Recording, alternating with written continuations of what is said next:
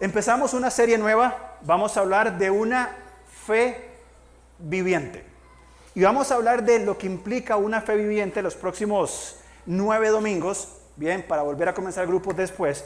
Pero esta fe viviente la vamos a estudiar con este hombre, no sé si se ve ahí, con Santiago, bien, porque el concepto que Santiago nos va a dar sobre la fe viviente es realmente bien importante. Porque muchas veces consideramos la fe como algo místico, como algo que siento, como algo que digo, ¿verdad? Y podríamos inclusive pensar de que la fe, no sé, como que no es de todo la fe, o podríamos tener fe en la fe, ¿verdad? Yo tengo mucha fe en que mi fe me va a... Pero la fe sin el objeto correcto de la fe, que la fe, el objeto de la fe es Dios, ¿bien? Es una fe vana. Y Santiago va a hablar de lo que es una fe vana, una fe muerta. O sea, ¿podemos tener una fe muerta? Sí, claro, por supuesto que sí. Pero yo vengo cada domingo, yo ofrendo, yo oro, yo aquí, yo hago. Sí, ¿y puedo tener una fe muerta? Sí, claro que sí, por supuesto. Y es lo que Santiago nos va a decir. Y como esta pared que este hombre con paciencia ha ido limpiando, ha ido trabajando para que brille la fe viviente, Santiago y nuestra vida es así. Es un proceso de toda la vida. Yo tengo 45 años, sé que parezco muchos más, y tengo 30 de ser creyente. Y en 30 años de ser creyente, de estudiar en seminarios, de escuchar, de leer, etcétera, mi fe aún debe desarrollarse mucho más. Y necesita ser constantemente desarrollada y desafiada. Bien, y todos nosotros estamos en ese proceso de la vida donde por la fe puesta en la persona correcta, vamos nosotros avanzando como creyentes y comprendiendo, no perfectamente, la vida, quién es Dios, lo que nos pasa, lo que no nos pasa. Bien, vamos a ir en ese proceso. Ahora, lamentablemente hay muchos conceptos errados de la fe. Muy bien, por ejemplo, algunos creen que fe es positivismo. Vea, piense positivo y va a ver que Dios todo se lo resuelve. Dios no es un genio de la lámpara. Dios no es un cumplidor de caprichos o de promesas. Dios no está tan interesado en que tengamos o no, que hagamos o no. Dios está interesado en nosotros y nuestra cercanía con Él. Otras, un poco más materialistas, dicen que la fe es como la ley de la atracción. Si usted lo piensa y se concentra y realmente le pone ganas, usted lo va a tener. Véalo, tóquelo, siéntalo, declárelo y va a ser suyo. Eso no es fe. La fe no funciona así, al menos la fe viviente que Santiago nos va a enseñar. Bien, algunos creen que la fe es, como decíamos, poderosa en sí misma. Yo tengo fe, entonces todo me tiene que ir bien. Y cuando sufrimos, pero Señor, yo tenía fe en ti y estoy sufriendo, la estoy pasando mal. Precisamente la fe se va a fortalecer cuando sufrimos, bien, y cuando sabemos responder bien al sufrimiento. Muy bien, la fe no es un amuleto. Dejémoslo claro, la fe no es un talismán, la fe no es una fuente de poder, bien, y vamos a ir viendo en estos próximos domingos lo que implica la fe en todo el libro de Santiago, y vamos a ir muy naturalmente, como dirían los centennials, muy orgánicamente, bien, viendo en Santiago qué es lo que aprendemos en cuanto a una fe viviente. Pero déjenme decir algo, la fe viviente produce obras que glorifican a Dios. Eso es lo que Santiago va a decir. Si alguien tiene fe viviente, si alguien está desarrollando esa fe viviente, no se va a quedar sentado con la pierna cruzada, bien, y esperando que todo suceda. Cuando hay una fe viviente activa en el Señor, esto va a producir obras que glorifiquen a Dios. Y es lo que Santiago nos va a decir. Ahora, ¿por qué escribe Santiago? Hoy vamos a hacer solamente una introducción de Santiago, solo vamos a ver versículos 1 y 2 en la segunda parte, pero Santiago tiene esto, enseñarnos la fe y la sabiduría de cómo responder a las circunstancias de la vida, ¿según qué? Según nuestra identidad en Cristo. Porque, y vamos a ver más adelante, los receptores de la carta de Santiago, bien, no eran prósperos, no tenían paz, no vivían con tranquilidad. Era un desastre, era una vida horrible, una vida complicada, turbia, llena de incertidumbre, bien, expatriados. Y Santiago les va a decir, vean, yo sé que ustedes están sufriendo y déjenme decirle algo, van a seguir sufriendo. Ahora, el asunto es cómo vamos a responder a lo que venga en nuestra vida, no basada en las circunstancias externas, sino basado en ¿qué? En quien yo soy en Cristo, en cómo ya he sido capacitado por el Señor para responder. Ayer, este fin de semana, tuvimos la primera parte del Instituto de la Sanidad del Trauma. Yo me fui hoy en la mañana a correr porque ayer no pude y uno siempre va concentrado, bueno, en el paso, en el ritmo, en la técnica. Hoy no pensé nada, no sé cuánto tiempo hice, no sé nada. Porque mi cabeza iba totalmente pensando en cosas, recordando hechos, inclusive de mi infancia, bien, que son importantes hoy y que necesito procesar. Si yo me quedo estancado en eso, va a ser muy complicado. Pero si aprendo a responder a las circunstancias según mi identidad en Cristo, entonces, ¿qué pasa? Podemos avanzar, podemos seguir limpiando ese muro, podemos seguirlo dejando limpio, que va a ser el proceso, por supuesto, de toda la vida. Ahora, vamos conmigo a Santiago, por favor. Hoy va a ser solamente introductorio, pero sí quiero ver algunos textos que Santiago toca en cuanto a la fe. Primero, empecemos con el capítulo 2 de Santiago, versículo 14, que es el capítulo central de Santiago. Capítulo 2 de Santiago. Y Santiago va a hablar de un hombre. ¿De quién? De Abraham. Y lo va a poner como otros muchos. Pablo lo puso de ejemplo, etc. Bien, 2.14 dice: hermanos míos, ¿de qué aprovechará si alguno dice que tiene fe y no tiene obras? ¿Podrá la fe salvarle? Y es una pregunta que necesariamente debe responderse en el texto. No, no puede salvarme. Bien, más adelante vamos a meter en ese problema. 15. Y si un hermano o una hermana están desnudos y tienen necesidad de mantenimiento de cada día, y alguno que era algo real para ellos, los receptores de la epístola de Santiago pasaron necesidades de hambre, de vestimenta, de necesidades básicas, no las tenían. Entonces Santiago pone un ejemplo muy realista. Bien, probablemente a ninguno de nosotros va a llegar, espero, ningún hermano desnudo a la puerta de su casa, espero, pero puede tener otro tipo de necesidades. Bien, ¿y qué pasa entonces? Dice, y tienen necesidad del mantenimiento de cada día, y alguno de vosotros, creyentes, les dice, id en paz, caliéntense, coman, pero no les dais las cosas que son necesarias para el cuerpo. ¿De qué aprovecha? Y la respuesta tiene que ser la misma. ¿De qué aprovecha? De nada. Viene mi hermano, toca la puerta, me dice, brother, no tengo nada para que comer. Alguien conocido, ¿verdad? Porque los desconocidos hay muchos de esos, ¿verdad? Pero llega alguien conocido, brother, tengo mucha hambre, mira, mi familia estamos mal, necesito que me ayudes con algo. Hermano, Pedrito, Juancito, etcétera, voy a orar por vos, vaya, caliéntese, acuéstese y va a ver de qué sirve. Lo contesto, de absolutamente nada. ¿Dónde está la fe? No hay una fe viviente. Hay una tremenda indiferencia. Bien, continúa Santiago. Dice entonces versículo 20, saltemos un poco. Dice, mas ¿quieres saber, hombre vano, que la fe sin obras es muerta? Y ojo aquí qué complicado. ¿No fue justificado por las obras Abraham nuestro padre cuando ofreció a su hijo Isaac sobre el altar? ¿No ves que la fe actuó juntamente con sus obras y que la fe se perfeccionó por las obras? Y se cumplió la escritura que dice, Abraham creyó a Dios y le fue contado por justicia y fue llamado amigo de Dios. Spoiler, Santiago no contradice a Pablo en Romanos 4. Eso lo vamos a estudiar cuando lleguemos aquí. Pero para que sepan de una vez que no vengan ahí, ¿verdad? Veas que Pablo, no se preocupe, lo vamos a ver después. Pero entonces, aquí Santiago usa el ejemplo de Abraham. Y él dice que Abraham fue justificado por las obras cuando nuestro padre ofreció a su hijo. Eso es Génesis capítulo 22. Bien, ahí fue cuando Santiago cita capítulo 22. Pero Santiago después dice en el versículo 23, y cumplió la escritura que dice, Abraham creyó a Dios y le fue contado por justicia. Pero eso pasó en el capítulo 15. En el capítulo 22 no dice que Abraham le creyó a Dios, lo dice en el 15. Hay 7 capítulos y no sé cuánta cantidad de años entre capítulos 15 y capítulo 22. Vamos a verlo. Génesis 15, 22, por favor. 15, 1 en adelante. Vamos a leer solamente los primeros versículos del capítulo 15 de Génesis.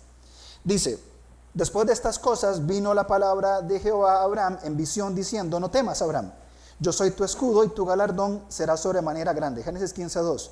Y respondió Abraham: Señor Jehová, ¿qué me darás? Siendo así que ando sin hijo, y el mayordomo de mi casa es ese Damaseno Eliezer. Dijo también Abraham: mira, no me has dado prole, no me has dado hijo, y he aquí que será heredero un esclavo nacido en mi casa. O sea, ¿dónde está la fe de Abraham aquí? En ningún lugar.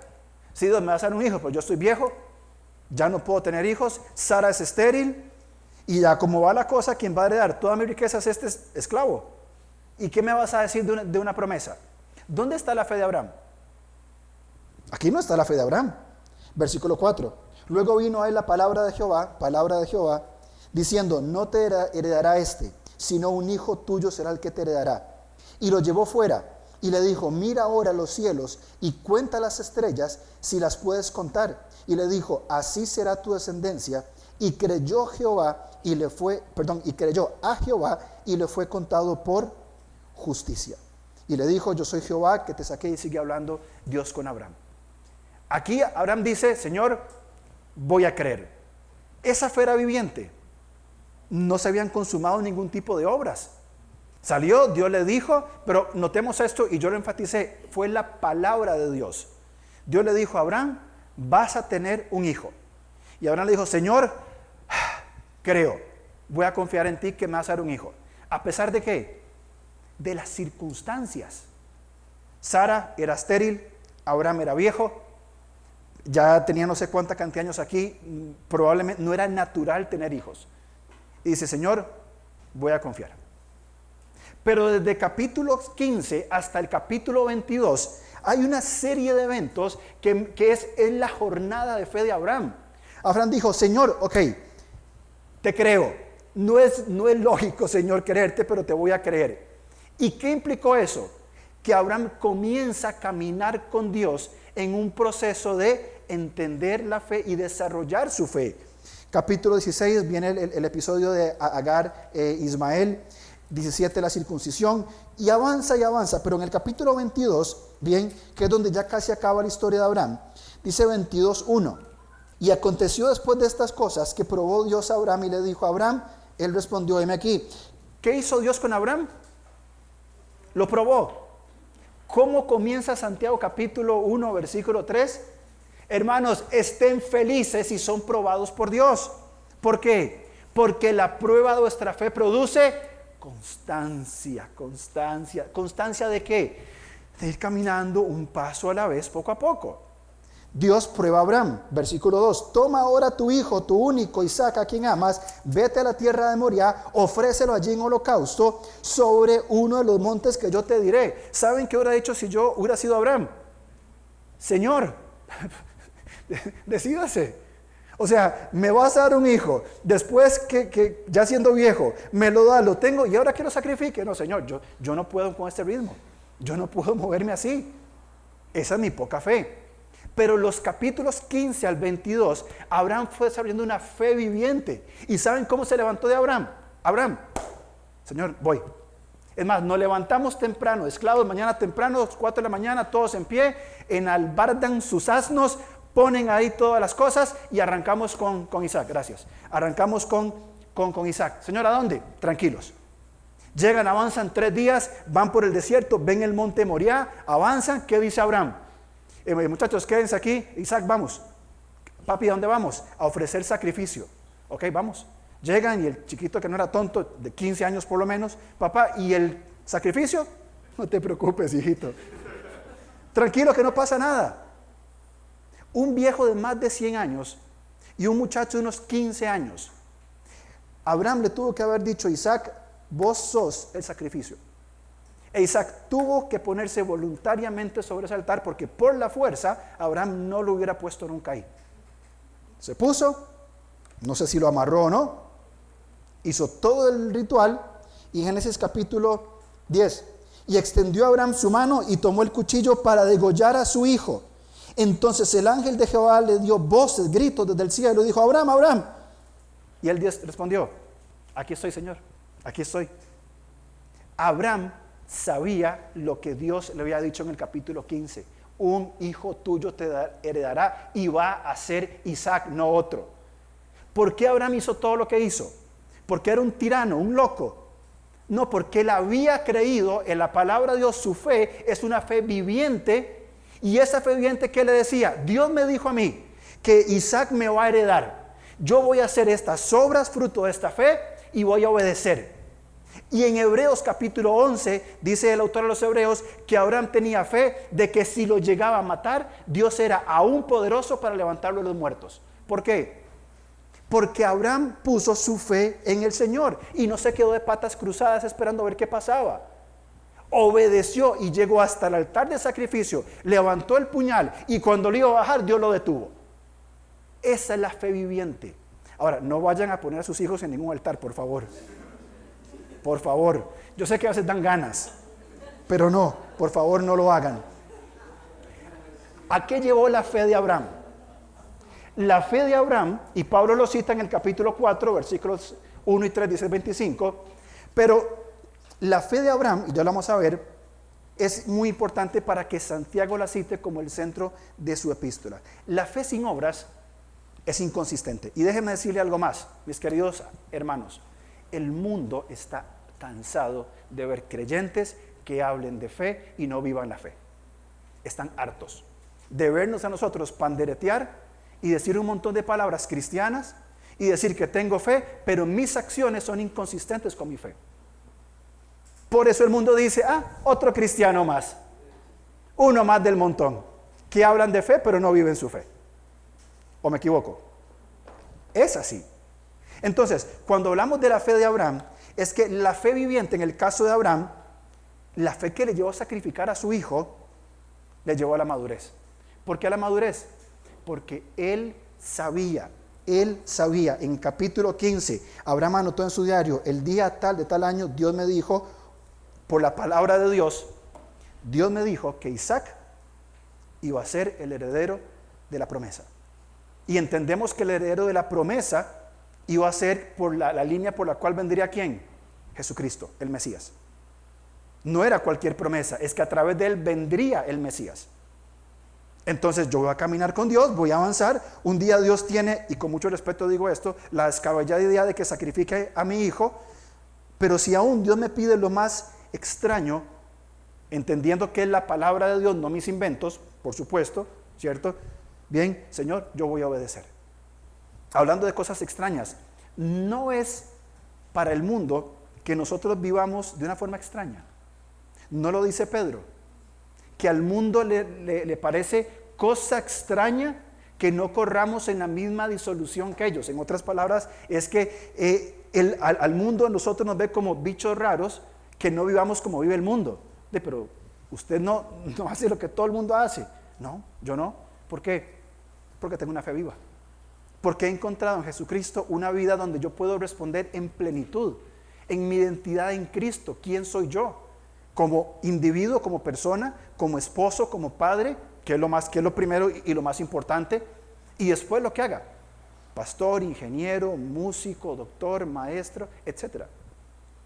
Después viene todo eso. Pero en el Señor encontramos que una fe viviente. Y ese es el tipo de fe en la cual, a través de todo Santiago, bien, Él nos va a decir: a ver, papá, póngase las pilas. Y Santiago va a empezar diciéndonos: qué dichosos son los que son probados por Dios. ¿Por qué? Pero si más bien todo me tendría que ir bien. No, son dichosos porque su fe, su paciencia, su vida de oración va a crecer. Pobre aquel que no es probado por Dios. Esto es una locura, pero es lo que Santiago nos está diciendo. Y después va a decir que la persona que tiene fe viviente no discrimina a las personas, no es imparcial. Como es fulano, entonces sí, pero usted quédese ahí. Luego Santiago va a decir que esa fe nos va a llevar a vivir por una sabiduría celestial y no por una terrenal, animal y diabólica, dice Santiago. Va a hablar del uso de los bienes y todo esto. Pero Abraham no se queda con eso, sino que Abraham pone otros ejemplos más, Santiago. Y él va a decir, Santiago, volvamos por favor a Santiago, Y solamente quiero mencionar los dos ejemplos que cita Santiago, capítulo 2, y en la segunda parte vamos a hablar un poquito más de la carta en sí. Pero fíjense en el versículo 25 del capítulo 2. Asimismo también Rahab la ramera no fue justificada por obras cuando recibió a los mensajeros y los envió por otro camino.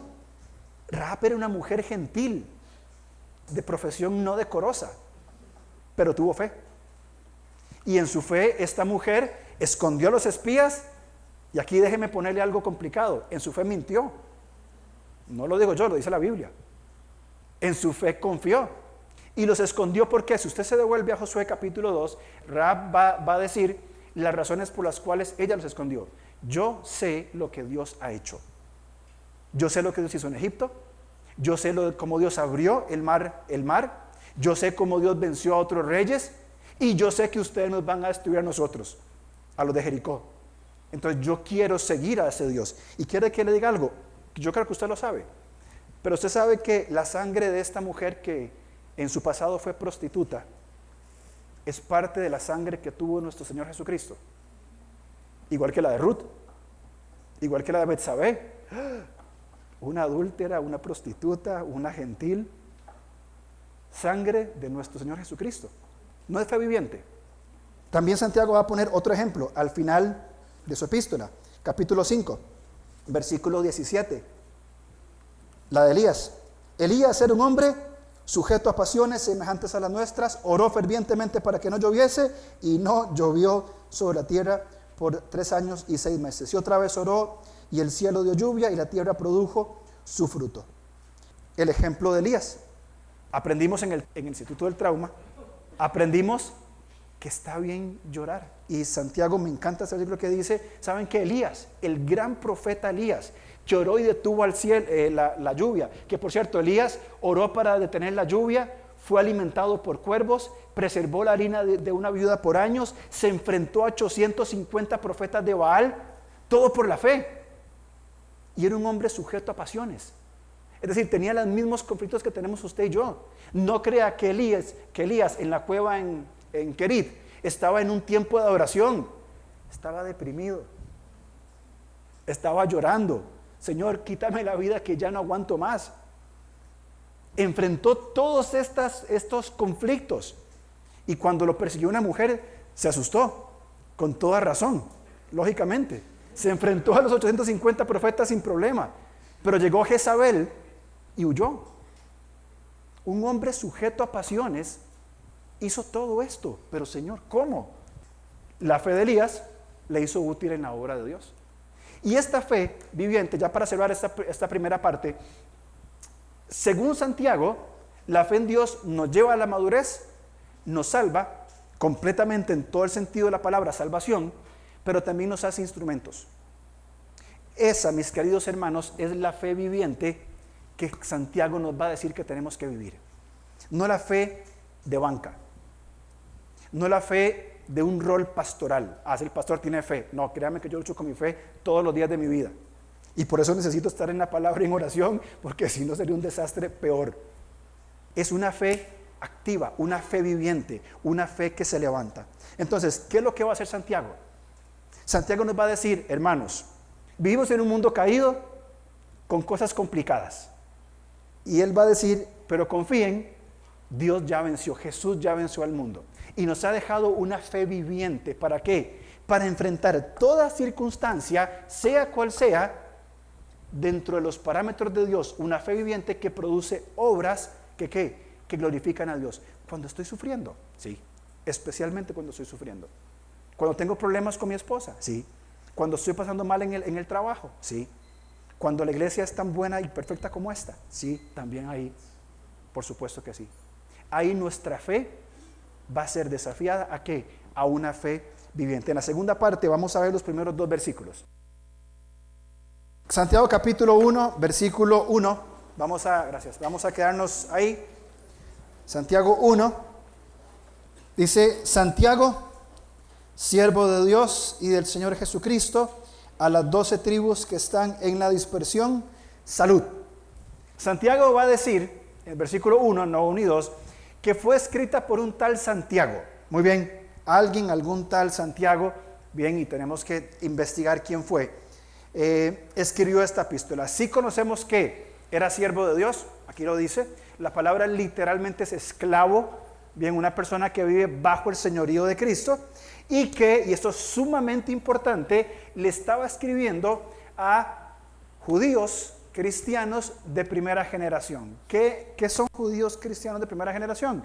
Son de nacionalidad israelitas, bien, que se hicieron cristianos por la predicación de los apóstoles. Es decir, eran personas que probablemente habían estado en el entorno de Jerusalén, bien, que habían sido salvos por la fe, que vieron a Juan, a Mateo, a Marcos, algunos quizá vieron al mismo Señor Jesús y pusieron su fe en ellos.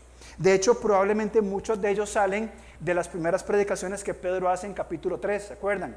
Que Pedro predicó y se convierte en 5,000, Pedro predica, se convierte en 3,000. Bueno, probablemente estas personas eran aquellos que son los expatriados, los que tuvieron que salir, y ya vamos a caer ahí. Ahora, ¿cuál Santiago? Bueno, la Biblia nos presenta 4 Santiagos, bien, en el Nuevo Testamento por lo menos.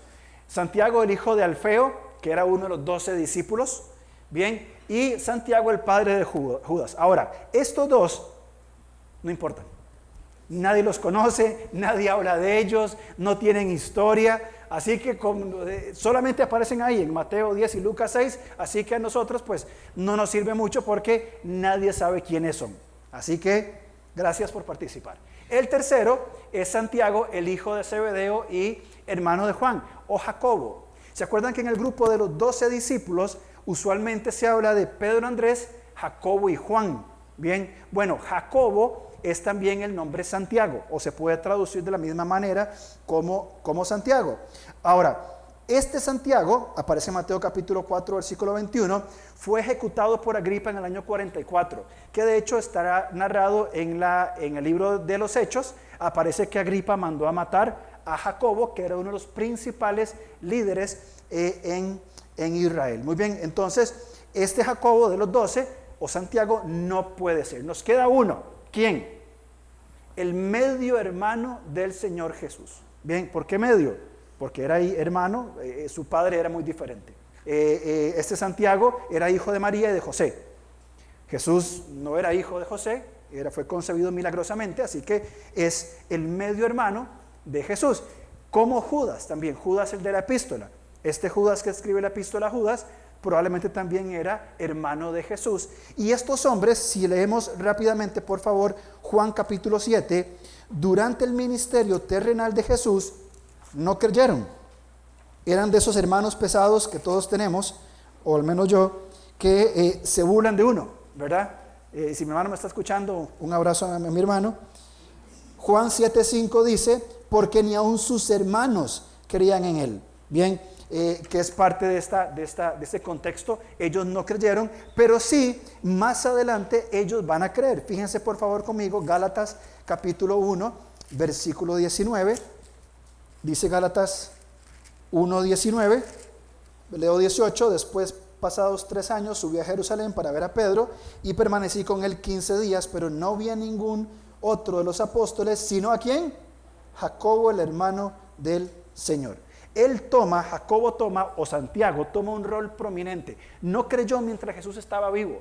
Probablemente con la muerte y resurrección, Jacobo llega a la fe, porque de hecho él estaba en el aposento alto, era parte de los 120, Hechos capítulo 2, era uno de los que estaba ahí, y rápidamente se convirtió en uno de los líderes de la iglesia en Jerusalén.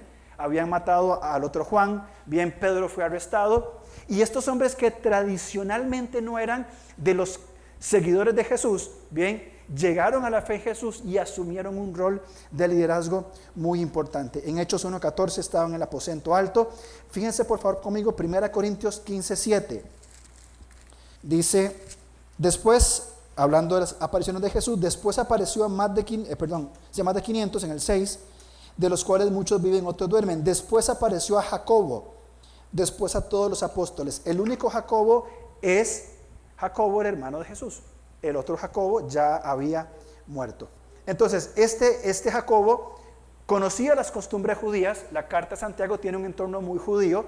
De hecho, en la fecha de escritura que más adelante aparece, es de las más antiguas o de las primeras que se escribieron, bien, así que tiene un sabor muy judío, bien. El autor conocía que los receptores de la carta iban a la sinagoga, porque aún el movimiento de iglesia en casas, como va a suceder más adelante, no había comenzado. Eran judíos que habían aceptado a Cristo, que habían puesto su confianza en Él y tuvieron que escapar. Hechos, por favor, capítulo 8. Hechos 8.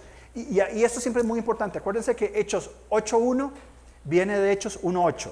En Hechos 1.8 se da la gran comisión. Vayan, Jerusalén, Judea, Samaria y hasta lo último de la tierra. Y como siempre, ¿qué hizo la iglesia? Aquí nos quedamos cómodos. Entonces, ¿qué dijo Dios? ¿Se van a quedar? Muy bien. Hechos capítulo 8, versículo 1, la segunda parte dice: en aquel día hubo una gran persecución contra la iglesia que estaba en Jerusalén, y todos fueron esparcidos, ¿por dónde? Por donde Dios dijo en 1.8 que tenían que ir, tierras de Judea, Samaria, salvo los apóstoles. Muy bien, se quedan los 12, y todos los cristianos registrados hasta aquí, 8,000, 5,000 primera vez, 3,000 después, tuvieron que escapar. Ahora, cuando escapan por la persecución, no tuvieron tiempo de ir, recoger sus cositas, cerrar capítulos, despedirse de papá y mamá. Probablemente papá y mamá los aborrecían por hacerse del camino de aquel nazareno, los despreciaban, probablemente habían perdido ya mucho de su credibilidad social. Bien, si tenían negocios, que era lo más probable, tuvieron que dejarlos, agarrar 3 trapos, 3 túnicas e irse para donde pudieran. Pedro va a escribir en el capítulo 1 como unos 30 años después, y él va a decir a los expatriados en el Ponto, Capadocia, Asia, Bitinia, provincias romanas al norte de Israel. Y probablemente estos expatriados, bien, estos en la dispersión, ¿sí?, son estos judíos cristianos que tuvieron que irse. Ahora, fíjense esto. Una persona escucha el evangelio, lo recibe con gozo, bien, y dice: bueno, he encontrado la verdad, Jesús es la verdad, es el camino, lo recibo, a partir de hoy mi vida va a ser maravillosa.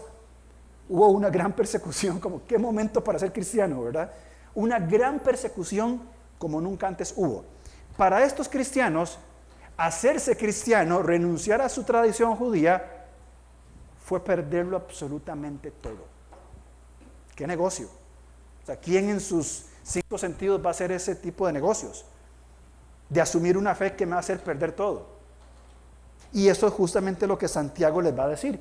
Entonces son judíos de primera generación, dispersos en el oriente, y probablemente a quienes Santiago escribe son los padres, bien, de los receptores de la epístola a los hebreos, bien, porque el autor a los hebreos le escribe a cristianos de segunda generación, es decir, mis padres eran cristianos, vienen los hijos, y entonces el autor de Hebreos escribe a los hijos de la primera generación. ¿Qué es lo que pasaba con Hebreos?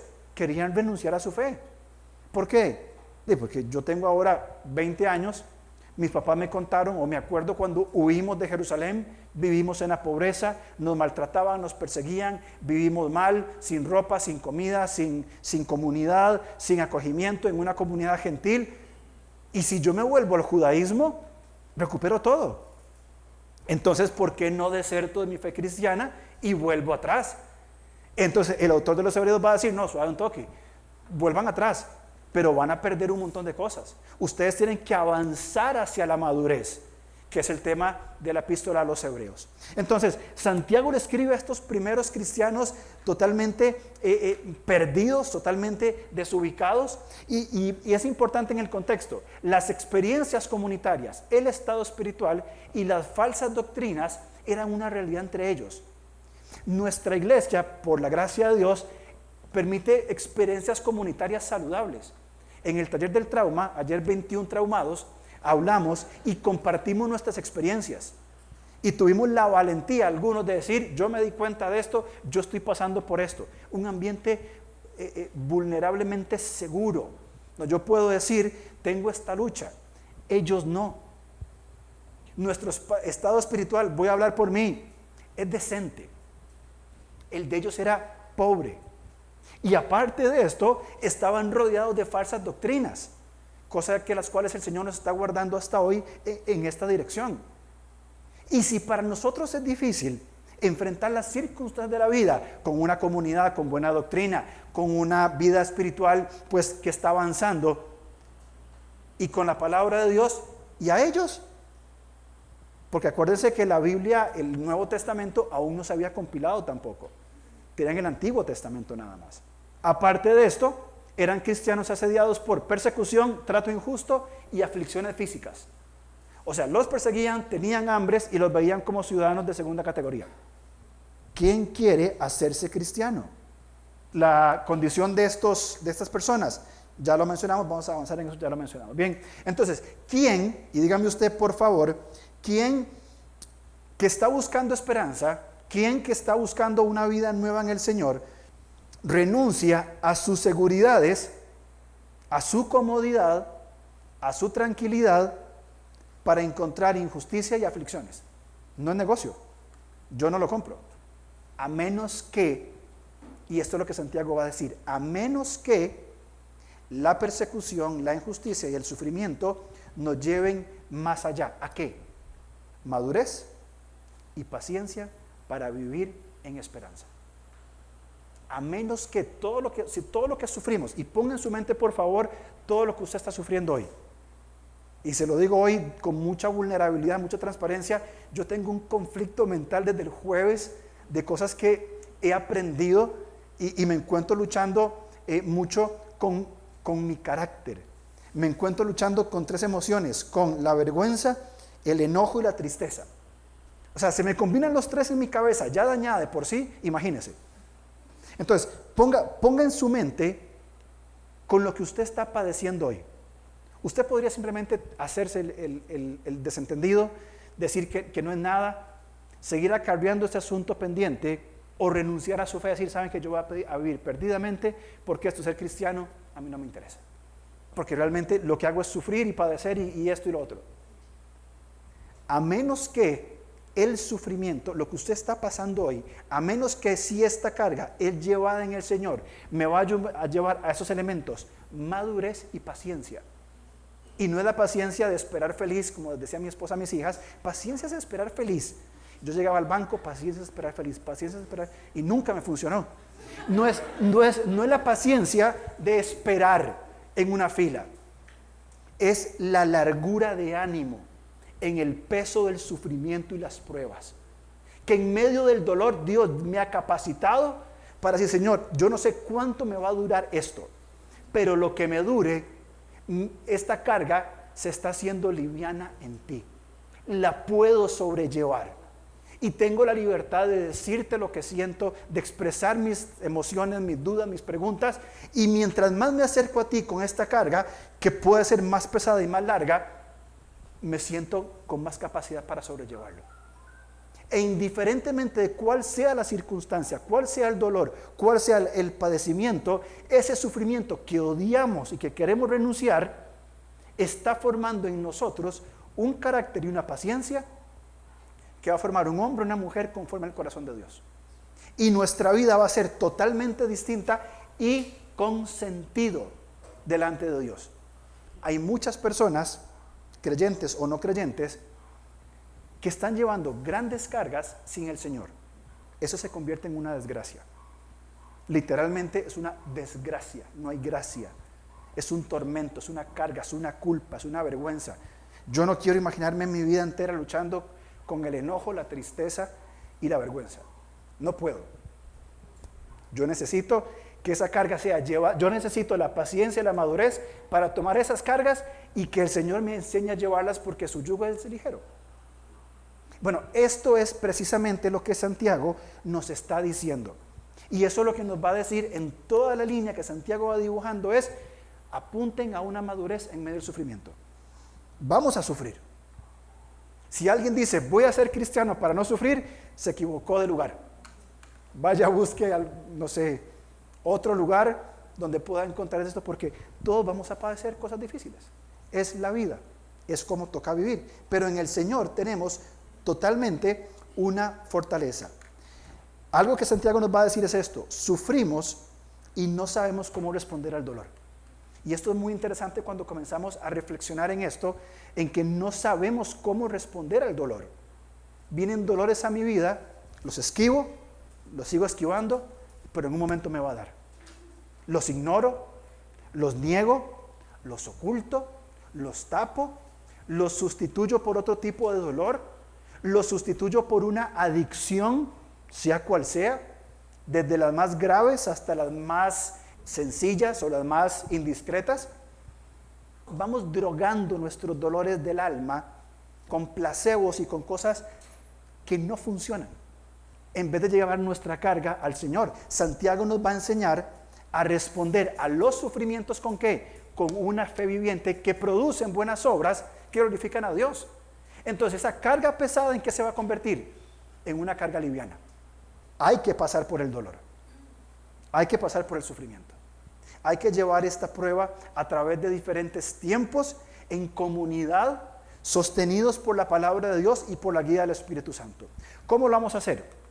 Vamos a desarrollar diferentes argumentos, y estos argumentos son sumamente buenos, son increíbles porque no son míos, son de Evis Carballosa. Bien, él en su libro Santiago, él propone 8 argumentos y los vamos a estudiar. Bien, ¿cuál es el primero? Una fe viviente produce gozo en medio de las pruebas. Su sufrimiento, el que tiene ahorita, esa prueba se puede convertir en gozo a través de una fe viviente. Número 2, una fe viviente resulta en obediencia a la palabra de Dios. ¿A quién le cuesta obedecer la palabra de Dios? Yo primero. Póngame primero, yo soy Alonso con A y Angulo con A, voy primero en la lista. Me cuesta obedecer. Tercero, una fe viviente motiva a la práctica de la imparcialidad. Fuera, dentro y fuera de la iglesia, amados hermanos, hay parcialidad. Tenemos preferencias. Este sí, porque este no, este lo otro. Y si somos una comunidad, parte de un cuerpo, ¿cómo va a haber parcialidad? ¿Cómo va a haber ese condicionamiento en una comunidad y aún fuera de ella? Cuarto argumento, una fe viviente produce buenas obras que ¿qué? Evidencian amar al prójimo. Simple. Santiago dice, cumplan la ley real y se acabó el asunto. Amen al prójimo y ya van a ver. Quinto argumento, una fe viviente genera autocontrol. Y entendamos autocontrol desde la perspectiva bíblica, que es desarrollado por el Espíritu Santo, no autocontrol desde una perspectiva fuera de las Escrituras. No hablo del autocontrol psicológico, que tiene herramientas muy útiles. Nos enseñaron a respirar en el trauma. Yo no sabía que no sabía respirar. Aprendimos a respirar, bien, pero este autocontrol no pasa por ahí. Pasa por el control del Espíritu Santo en la vida del creyente. Sexto argumento, una fe viviente. ¿Quién necesita humildad? Otra vez, primero una lista, por favor. Una fe viviente produce humildad. Jesucristo fue manso y humilde. Séptimo argumento, una fe viviente distingue, esto me encanta, entre lo eterno y lo temporal. Segunda Corintios capítulo 4 dice que nosotros tenemos que ver lo que no se ve, porque lo que se ve es temporal y lo que no se ve es eterno. Segunda Corintios 4, 18. Santiago nos va a decir lo que implica, bien, diferenciar entre lo eterno y lo temporal. Y finalmente Santiago nos va a decir que una fe viviente, que una fe viviente se apoya en las Escrituras. Bien, tenemos en la palabra de Dios todo para aprender a responder a los sufrimientos de la vida. Tenemos aquí todo lo que necesitamos para responder a los dolores del alma, del corazón, a las pruebas, a las adversidades. Aquí está. No queremos responder a través desde aquí porque nos genera trabajo, nos genera dolor, porque tontamente nos dice que podría ser vergonzoso hablar con alguien y decirle estoy pasando por esto, y queremos y oramos y trabajamos para que la iglesia sea un lugar seguro, que yo pueda sentarme con Laura, con David, con mi esposa, con don Enrique y decir, hermano, me siento mal y estoy luchando con esto, ¿puedo contar con usted? Esto es lo que tenemos nosotros como comunidad apoyado en las Escrituras. Podemos responder con una fe viviente apoyado por supuesto en las Escrituras, y Santiago es lo que nos va a decir. Entonces, en estas próximas semanas queremos ir tomando estos pasajes, esos argumentos, para irlos desarrollando, entender la epístola de Santiago, y que Santiago o el Señor, pues ya Santiago no quedan ni los huesos, que el Señor nos diga a través de esta carta ¿qué necesitamos hoy en la Costa Rica del siglo XXI, en nuestro contexto, en su realidad, en su sufrimiento? ¿Qué necesitamos hoy para desarrollar una fe viviente? Una fe que nos ayude a enfrentar la vida de una manera correcta. El desarrollo de una fe viviente, aparte de producir buenas obras que glorifican a Dios, nos saturan de esperanza, disciplina y constancia en nuestra comunión, en el amor al prójimo y en el servicio al mundo. ¿Queremos ir al mundo? Sí. ¿Queremos servir a otros? Sí, por supuesto. ¿Pero qué necesitamos? Necesitamos ir trabajando nuestra fe, una fe viviente. Y esto es lo que Santiago nos va a enseñar. Necesito una fe viviente para enfrentar los dolores de mi corazón.